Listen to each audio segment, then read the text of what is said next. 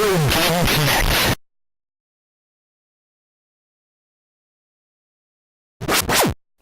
Hello and welcome to Retro Game Connect. I'm Dan Mastriani. I'm Ian Butterfield. And today, I'm going to sell you some soda. Because we're playing Cool Spot for Sega Genesis. And yes, this game is based on an advertising mascot. Oh, those games are always great. Oh, yeah. Captain Crunch. Oh, there were actually a few. Just off the top of my head, I know Chester Cheetah also got the game in the 16-bit. Sure he did. Oh, no, he did. I understand it is atrocious. You know what game they should have? Like a fighting game, but it's all mascots. I want to see Chester Cheetah and Tony the Tiger beat the hell out of each other. I think it'd be pretty hard to get someone to agree to that because they'd all want their brand to be represented in this way, and they'd never be able to agree on anything. Yeah, but someone could make a mod for Mortal Kombat. Oh, yeah, like a PC. fan one. There you go. Like Mortal Kombat, but with those. So you see like Tony the Tiger just like take Chester Cheetah and he just like rips him in half. Yeah. That would be amazing. Well, this one, this is actually based on the 7-Up mascot. It first appeared in 1987. We were discussing before we started shooting. You have no idea who this is. Is it like an animated poker chip? Like It is the 7-Up spot. See the little spot in the 7-Up logo? Oh. So for a while, 7-Up had an advertising campaign where basically the spot on the 7-Up bottle would come to life and have a quick little adventure and return to the bottle before people came in and saw it. Like Toy Story or something like that? Yeah, I guess kind of like that. You know, it would go off and do something quickly. I remember they had like some Christmas one and ended up like running around the tree or something like that. And stuff like that. You know, you'd have this quick little adventure. And of course, it'd have the cool shades because late 80s, early 90s. Yeah. Deal with it. Yeah, there you go. And it was big enough that they apparently decided that they wanted to make video games based on it. This is actually one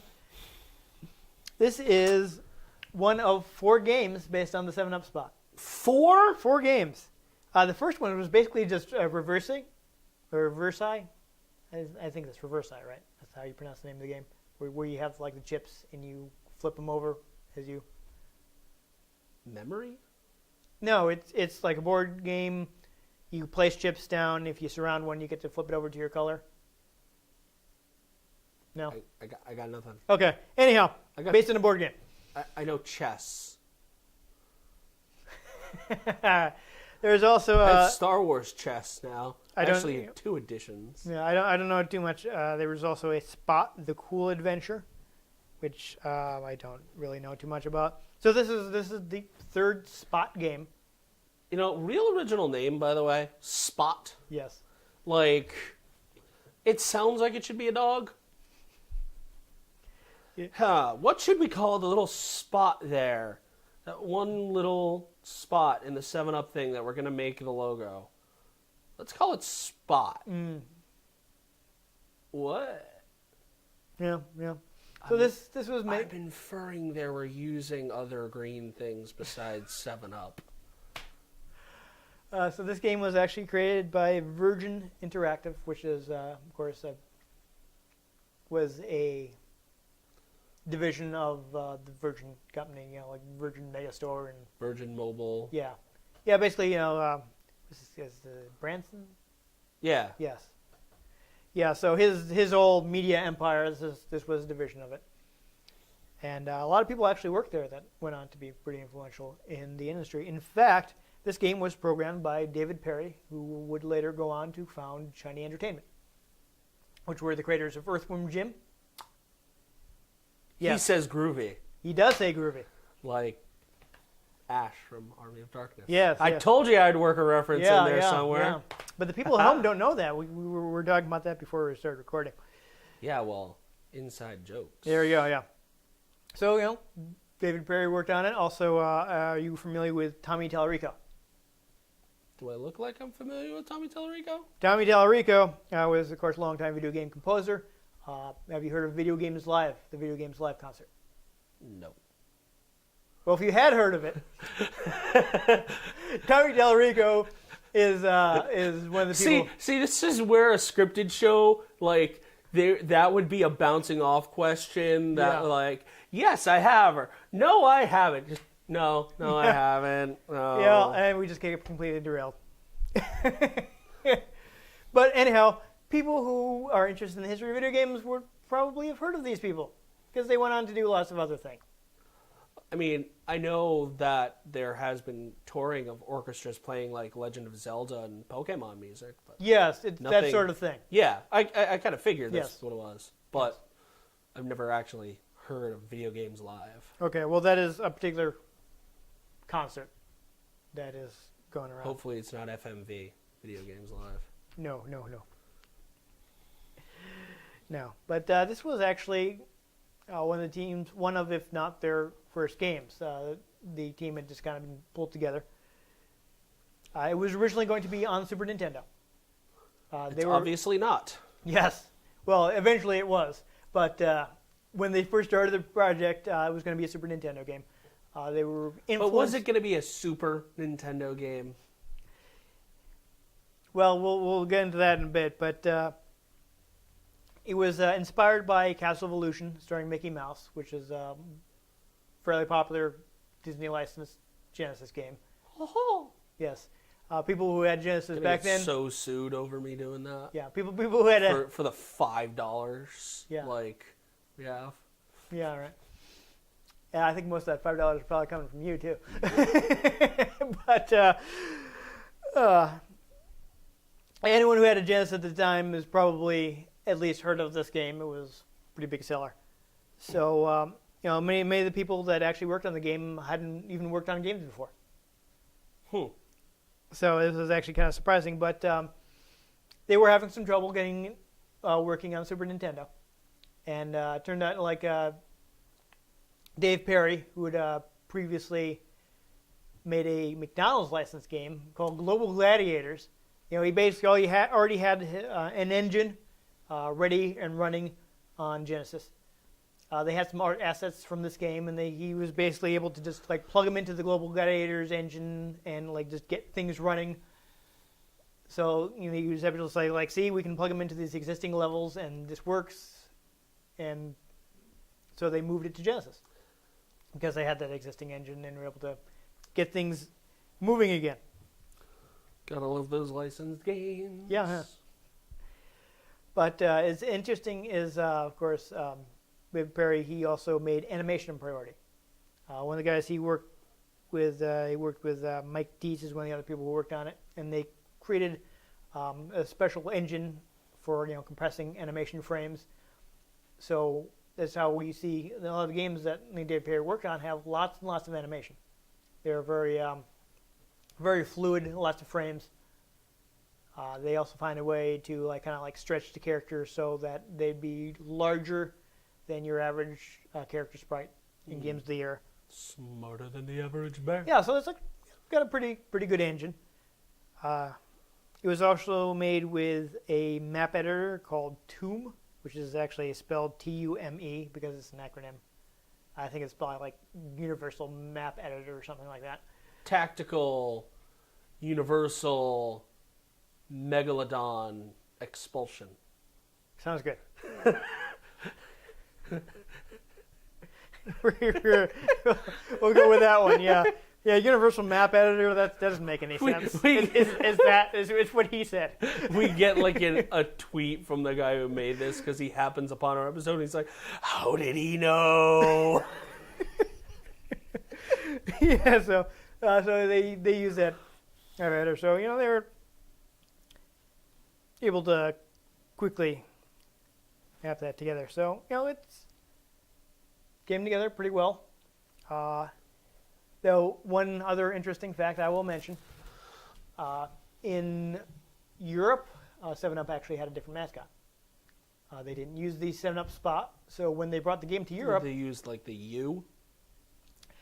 They actually, it depends on where you are. I understand in England they actually used Fido Dido, which was like a character created in the late 80s. Again, sounds like a dog. Yeah, who is not actually owned by 7-Up, but it was an existing character, and I guess they struck up an agreement to make him like their virtual spokesman.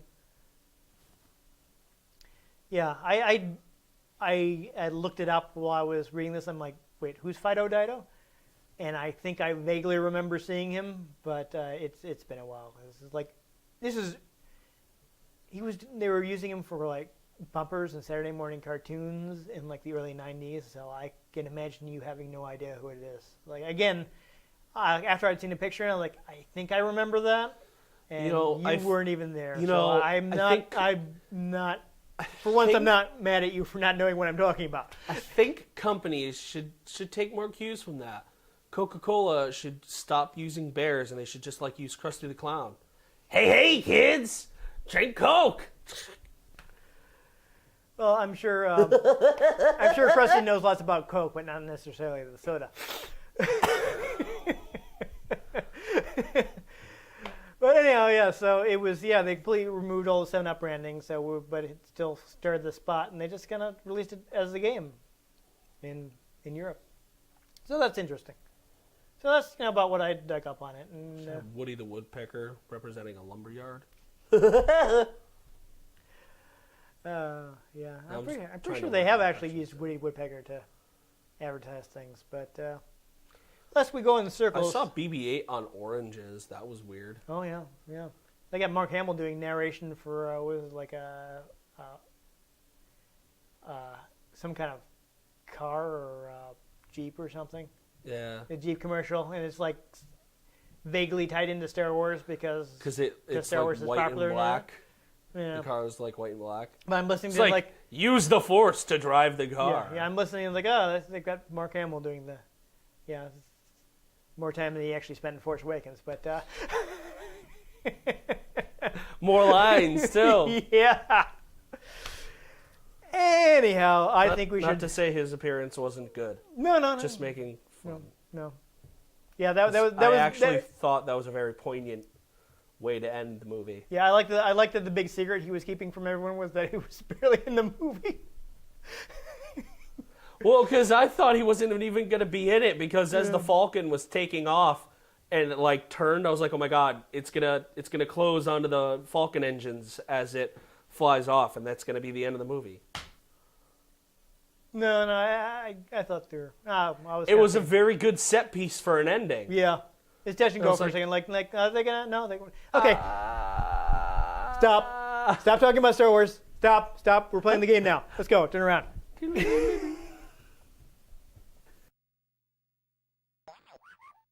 Well, already you can kind of see the animation there. You got the spot jumping up behind the Sega logo. Got the Virgin Games logo. This is pretty fluid for 1993. Oh yeah, absolutely. The Uncola? Yes, that was their slogan for a while. As you can see, he jumps right off the 7-Up bottle. You can check the options if you'd like. I don't recall if there's anything important in there. Fire. Jump. Yep. All right. That's what we needed to know. Find these, shoot here. Yep. Release these. Bad. If cool, collect these. Follow these. Good. Okay. Yeah. This actually doesn't look horrible. No, it looks really good.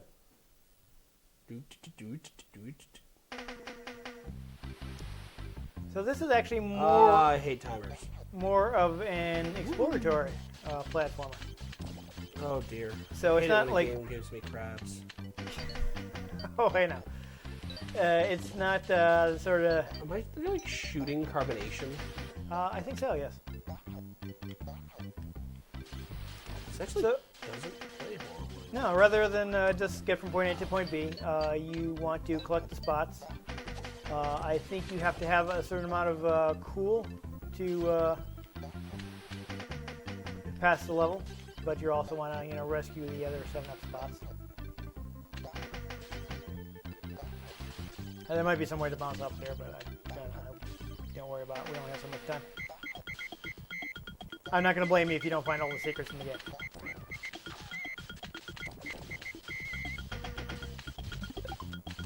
So actually, I think I didn't mention this in the, well, we were talking about this, but one thing Tommy Tallarico did, he made a lot of use of the Genesis's sample chip. You know, a lot of, I don't know if you've noticed in games we've played previously, where games just generally tend to have like a little bit of like really scratchy voice, and that's it. So he actually wanted to instead try to use the sample chip as much as possible. So you got a lot of audio samples and things like that. Alright, looks like they give you a little more health. So I think you need to get at least, I think it said 60. 60% cool. Yeah, and I think if you get to 80%, you get a bonus stage. It's like collect 60 chips and you'll be cool. Exactly. Get all the respect points. Oh yeah. Buy this product, consumer. Oh, almost got it. Oh. Oh. Oh no! Good thing you got that one up. Alright,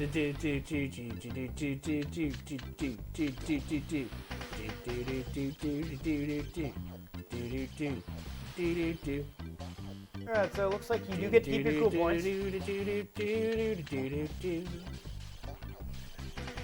And something I read, I think also the enemies you kill stay dead. They seem to be staying dead. Yeah. They do not respawn. So that is good. That's convenient. That is. That is something apparently that changed for the Super Nintendo version that they later produced.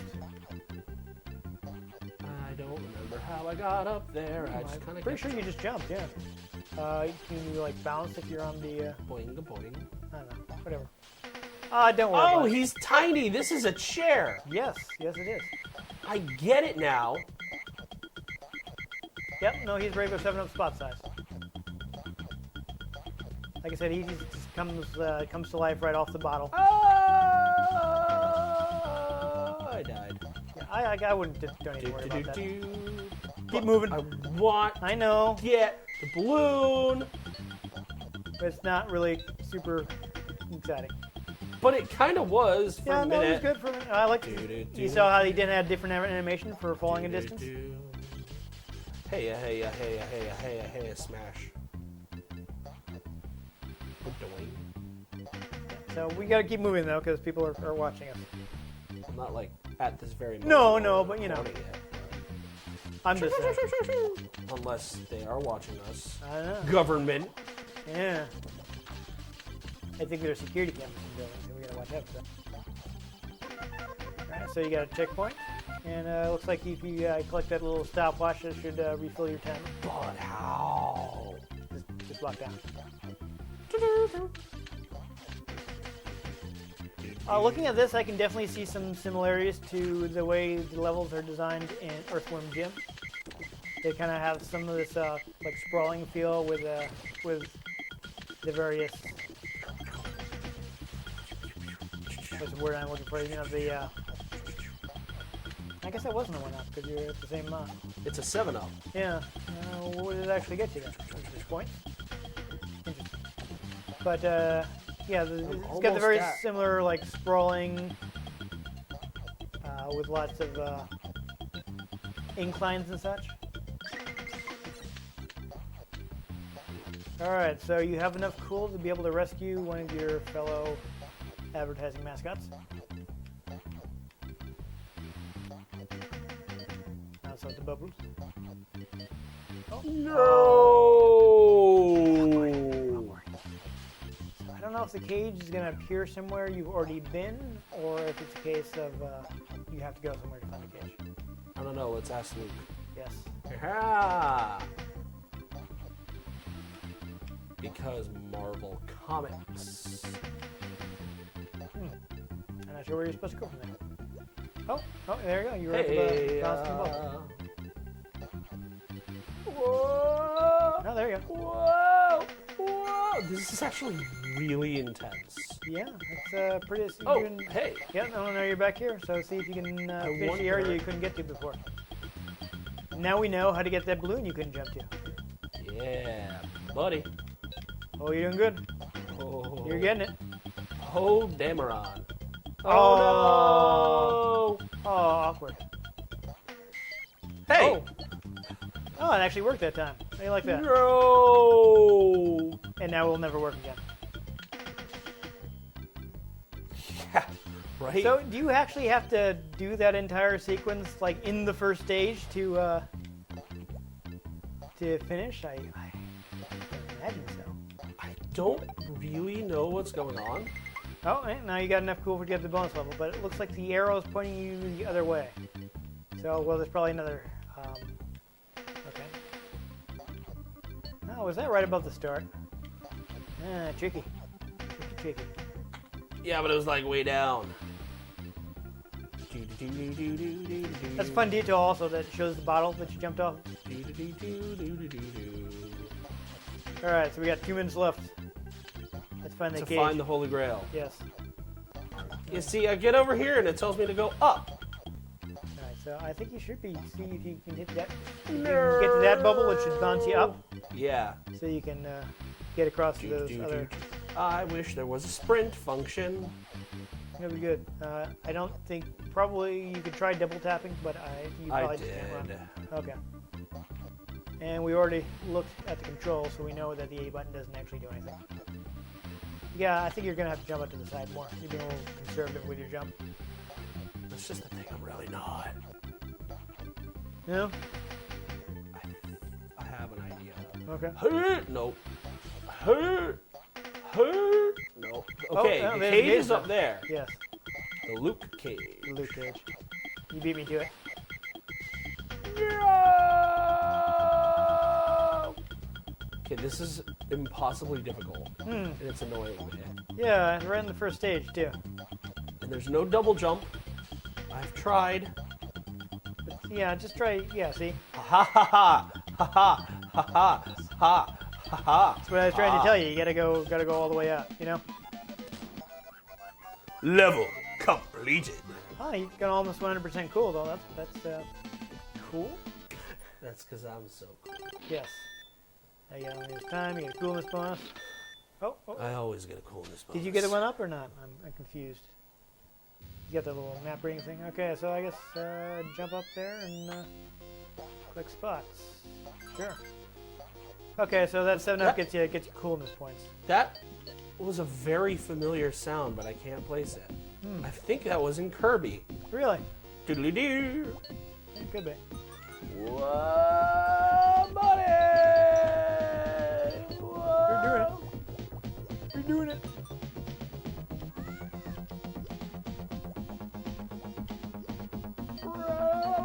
Yeah, so there's a lot more verticality than your. This is actually Average. really intense. Yeah. I'm really into this right now. Like, give me all the little red dots. Right. You got over half of them, looks like. You got 8 seconds. Don't give up now. Oh. I wonder how do you get all the way up to the ones on the top? Can you get more air by? Oh, didn't the jump at the right time? Haha, I smashed the clock. That was fun. Ha! Peer pressure. Oh. Haha, with the puns. Ah. I like puns. Puns are fun. Ow. Apparently that hurts me. Yeah. Want to be careful of that. Oh, I can climb the ropes. Hey, good information. Ah, crabs, crabs. Why are there always crabs? There you go. I was already introducing another little stage gimmick here, and you got the climbable ropes. Ah, It's a little difficult to jump off that. they really are. Are you hitting the knot, or maybe you have to jump from lower? Or can you just not get like Perhaps? side dip? Yeah, there you go. I think you were bumping into the knot, and that was killing your jump.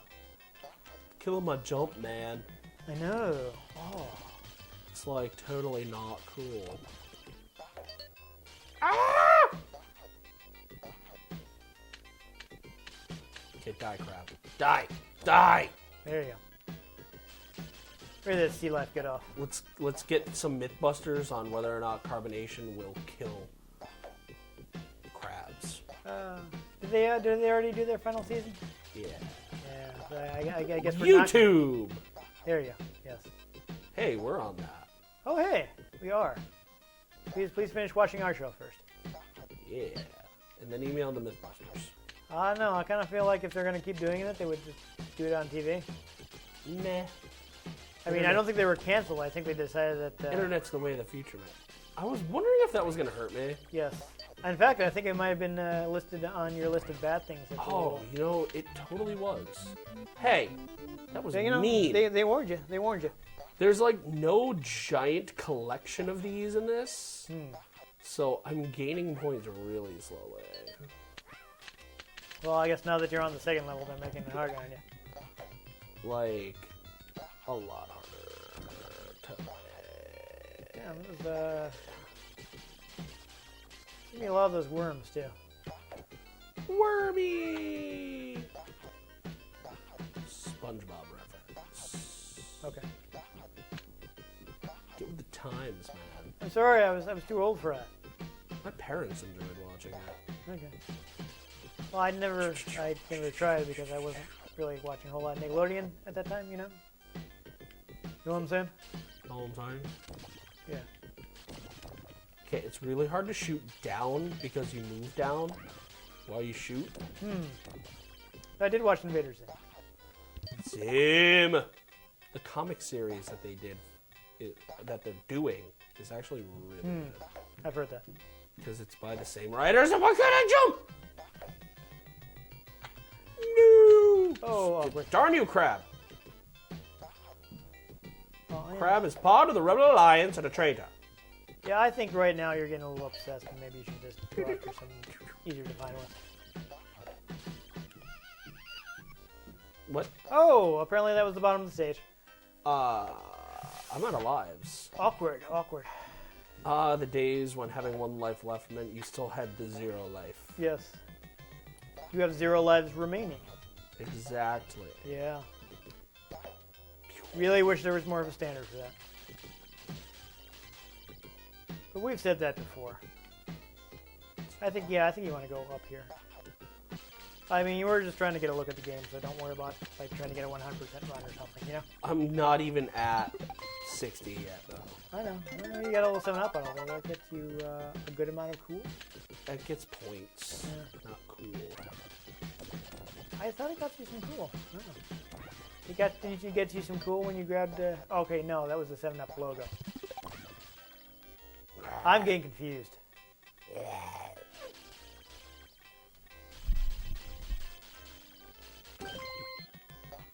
Oh, there's the yeah.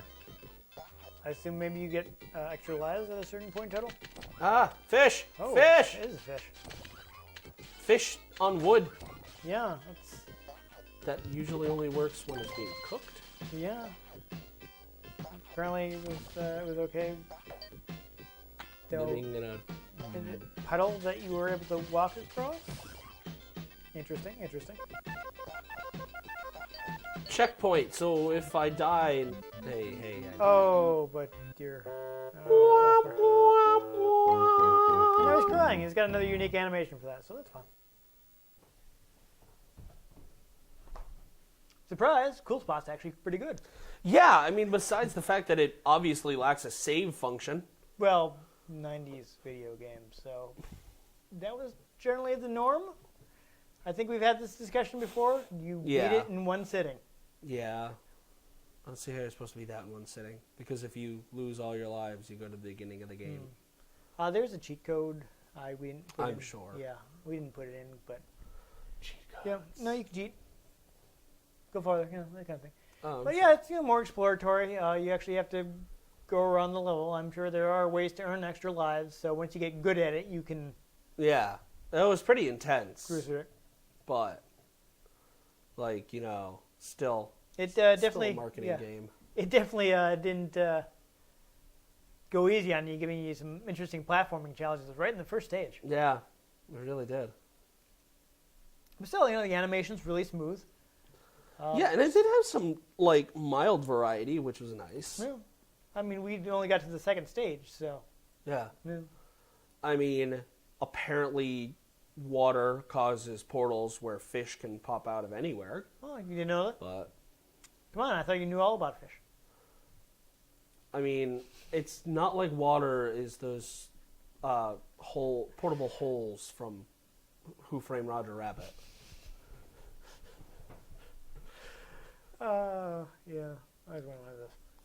Yeah, that'd be really convenient if it was like a pocket universe where like no matter where you put it, it was like the same little space, so you could just throw a bunch of stuff in there and then be like, hey. Yeah, no, I was hat. wanting like a bag of holding or something from Dungeons and Dragons. You know, it's Bigger on the inside. bigger on the inside. Yes, or just a TARDIS. That would be great. Yeah. Wouldn't need a house to live in. Yeah. You'd have the TARDIS. Exactly. It's not much else to talk about with this No, this it's game. Pretty good game. It's yeah. mildly enjoyable. Yeah. Despite the fact that it's based on an advertising mascot. Yeah. I mean, I think it's a decent game, especially when usually your expectations for something like this would be. So even if it's not the best game, for it to even be good is yeah. It's not complete cow defecation. Yeah, no, it's I think it's got nice animation, decent gameplay. Yeah. And once you get the hang of it, it's probably a little easier to play. Yeah. I like that they don't have the enemies respawn constantly. I really hate really constant respawning Yeah. enemies. Where it's like you kill the enemy, you go further over on the screen, and then you come back and they're there. Yeah. It's like no die. It's like Super Star Wars. Oh, just wait till we get to Ninja Gaiden. Oh, that one's bad for that, but yeah, no, that's why it's so hard. But then of course the people who made the game went on to bigger and better things. So yeah, Like we will if you like and subscribe. yeah, there you go. But I actually think this is a game based on an advertising mascot that's actually worth playing. Yeah, it's not bad. Yeah. Surprisingly enough. Yeah. So, like Ian said, like and subscribe. I've been Dan Mastriani. You can find me on Twitter at NewTypeCola. I'm Ian Butterfield. You can find me on Twitter at ENGButterfield. We also have Retro Game Connect on Twitter, Retro Game CNCT. We're on Facebook, / Retro Game Connect, or you can just, look it up. Yeah. RetroGameConnect.tumblr.com, where we do the tumbles Oh, yes. and the things Uh-huh. and the stuff Oh, yeah. with the references. Sure. And you can interact with us. Yes. We encourage it. Yes. Talk to us. Okay. And make sure you join us next time on Retro Game Connect.